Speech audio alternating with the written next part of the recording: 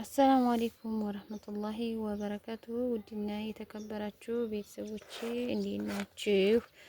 ደህና ናችሁ? ከኔ ጋር ሁሉ ሰላም ነው አልሐምዱሊላህ። እንዴት ናችሁ? እንደምሰነበታችሁ በያላችሁበት ሰላማችሁ ብዝት ትርፍርፍ ይበልልኝ።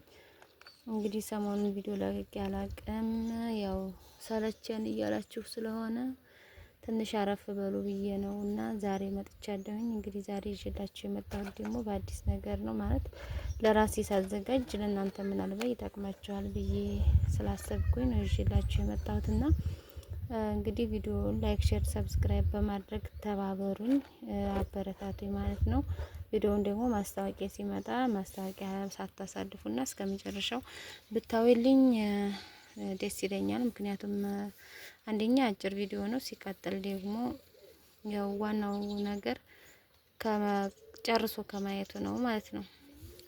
እና ይሄ ለምንድን ነው ይዤ የመጣሁት ታውቃላችሁ? በእርግጠኝነት ይሄ ለምን ይዤው እንደመጣሁኝ ማለት ነው። እንግዲህ ምንም እንዲሆነ ለምን እንደሚጠቅም እንዴት እንደምንጠቀመውም አሳያችኋለሁኝ። እናንተ ከወዲሁ ተከታተሉኝ ማለት ነው። እንግዲህ እዚህ ጋር ሩዝመሪ ወይም አዝማሪኖ ነው በዚህ ሀገር ሩዝመሪ የጥብስ መጥበሻውን ቅጠል አድርቀን ወይም እርጥቡ ነው እኔ የፈለኩት የነበረው፣ አድርቀን ሳይሆን እርጥቡን ነበር የፈለኩት። ግን ለጊዜው እርጥቡን ማግኘት ስላልቻልኩኝ ደረቁን ነው ለመጠቀም የሞከርኩት ማለት ነው። ይሄ ደግሞ የቀይ ሽንኩርት ልጣጭ ነው። ይሄ ነጭ ሽንኩርት ነው። ይሄ ደግሞ ጅንጅብል ነው። ይሄ አረፋ ቀረፋ ነው። አረፋ ቀረፋውን ልቀንሰው ስለበዛ ማለት ነው። ምክንያቱም ብዙ አያስፈልገኝም።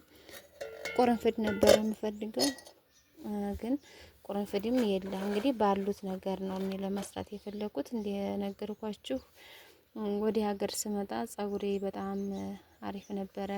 ሁሉን ነገር የሚፈልገውን ነገር ያገኝ ስለነበረ ከዛ እዚህ ግን አላቅም ለምን እንደሆነ ጸጉሬ በጣም ተበጣጥሶ ነበርና አሁን ደግሞ ትንሽ እየተመለሰ እየተሻለው ስለሆነ እንግዲህ እስኪ ትሪት ላድርገው ብዬ ነው ማለት ነው። እና እኔ እዛ ሀገር ሳለሁኝ እነዚህን ነገሮች እጠቀም ነበረ በከፊል ማለት ነው።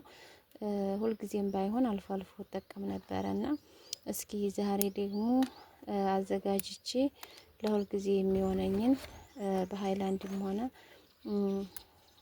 በሆነ ነገር ቆጥሬ እንዴት እንደምጠቀምና አጠቃቀሙስ እንዴት ነው፣ መቼ ነው ምንጠቀመው የሚለውን ልነግራችሁ ነው ማለት ነው።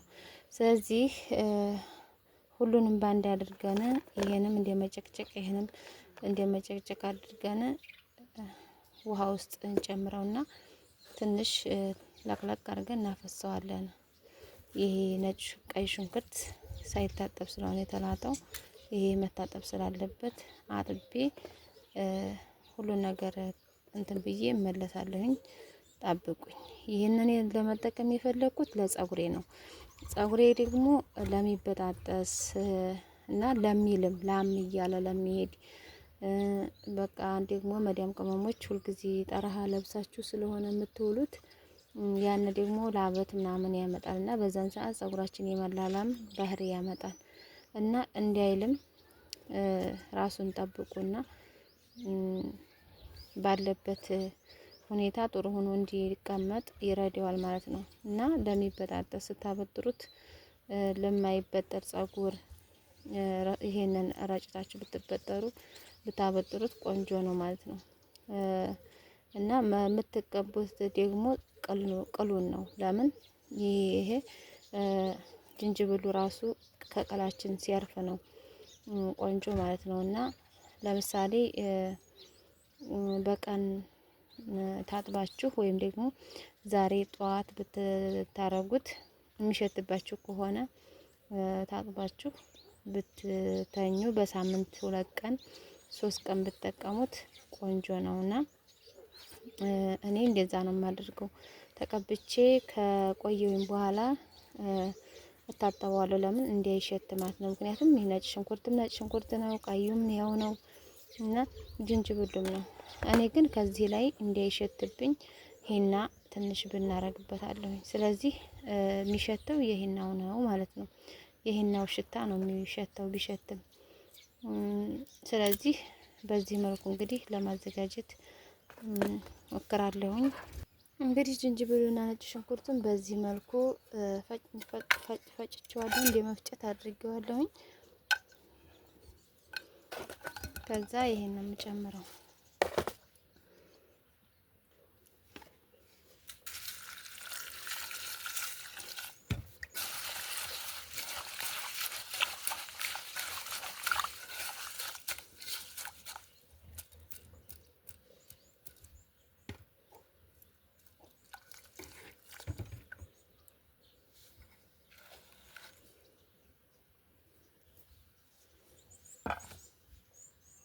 እንግዲህ እዚህ ካጠብኩት በኋላ እንደዚህ ውሃ ሞይቼዋለሁኝ።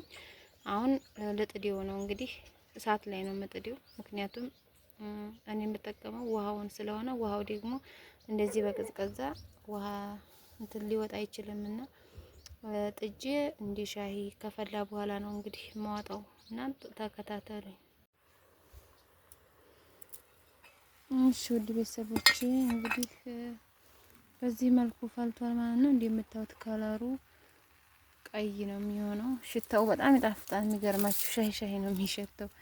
ሻሂ ቀጠፍ ነው የሚሸተው የእንትኑ ማለት ነው። ቀረፋ ስላለበት እንግዲህ እንደዚህ ብሎ አሁን እንትን ብሏል።